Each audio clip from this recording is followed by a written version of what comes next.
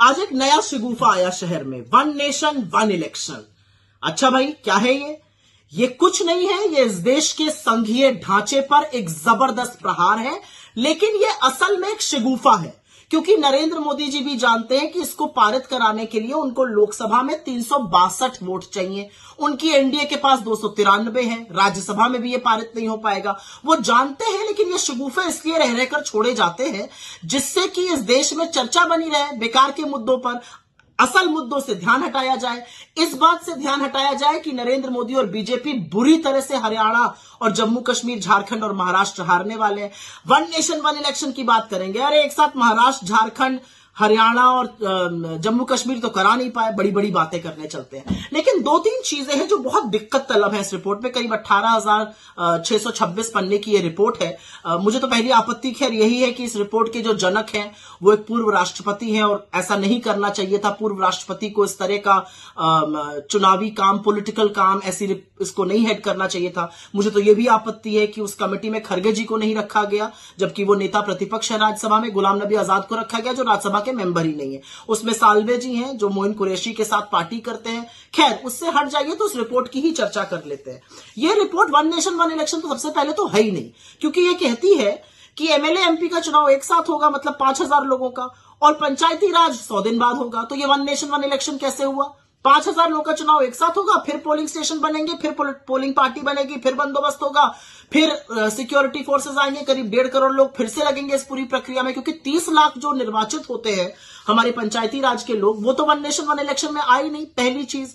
दूसरी चीज, ये कौन सी वुडू इकोनॉमिक्स ये शगुफा छोड़ा जा रहा है? इससे खर्चा कम हो जाएगा। भैया कैसे खर्चा कम हो जाएगा? इसको कराने के लिए आपको 3 गुना वीवीपैट चाहिए, 3 गुना ईवीएम चाहिए, उनको बनाने के लिए आपको वक्त चाहिए, वो मैन्युफैक्चर होंगी अभी। लेकिन उसके अलावा सबसे बड़ी बात है उसमें जबरदस्त खर्चा होगा, ये खर्चा हम और आप वहन करेंगे। तीसरी बड़ी बात, ये पूरी तरह से राज्य सरकारों की अवमानना करता है। इस रिपोर्ट का कहना है कि राज्य सरकारों जिनका टर्म बचा रहेगा वो भंग कर दी जाएंगी, केंद्र उनको भंग कर देगा। क्यों भंग कर देगा भाई? और 17 राज्य सरकारें ऐसी होंगी जो उनका 2-3 साल बचा रहेगा 2029 तक, तो उनको क्यों भंग कर दिया जाएगा और वो क्यों ऐसा होने देंगी? और ये क्यों असंवैधानिक और अलोकतांत्रिक नहीं है? तो राज्य सरकारों को भंग कर देंगे ये। और इसमें एक बड़ी अजीब बात है, अगर कोई राज्य सरकार गिर जाती है तो वहां चुनाव होगा, लेकिन सिर्फ उस अवधि के लिए होगा जब तक लोकसभा चुनाव नहीं हो रहा। मतलब चुनाव भी होगा, खर्चा भी वहन होगा, सारा बंदोबस्त भी होगा, लेकिन उसी अवधि के लिए। मैं तो एक सवाल पूछना चाहती हूं, मान लीजिए केंद्र सरकार गिर जाती है, जो बड़ी संभावना है मोदी जी की 2025 में गिरने की, तो क्या आप सारी राज्य सरकारों को भंग कर दीजिएगा? ये कौन सी इकोनॉमिक्स है, ये कौन सा लॉजिक है? ये सिर्फ मोदी जी ही बता सकते हैं। लेकिन एक बात यहां पर समझनी जरूरी है कि जो 2-4 बातें इसके बारे में कही जा रही है, इससे पॉलिसी मेकिंग नहीं हो पाती है, डिसीजंस नहीं बन पाते हैं। 4 साल 11 महीने आपसे पॉलिसी मेकिंग नहीं हो पा रही है, उसी 1 महीने में आपको सारी पॉलिसी मेकिंग करनी है। सारे जो पुराने निर्णय हैं वो चलते हैं, नए निर्णयों के लिए इसी से परमिशन मिल जाती है। ये सिर्फ और सिर्फ संघीय ढांचे पर प्रहार है। और ये एक जो बीजेपी का ऑब्सेशन है ना, one nation this one nation, हम one nation this and that नहीं है, हम वन नेशन वन लैंग्वेज नहीं है, हम वन नेशन वन रिलीजन नहीं है, हम वन नेशन वन कल्चर नहीं है, हम वन नेशन वन कलर नहीं है, हम वन नेशन एक जैसे नहीं लगते हैं।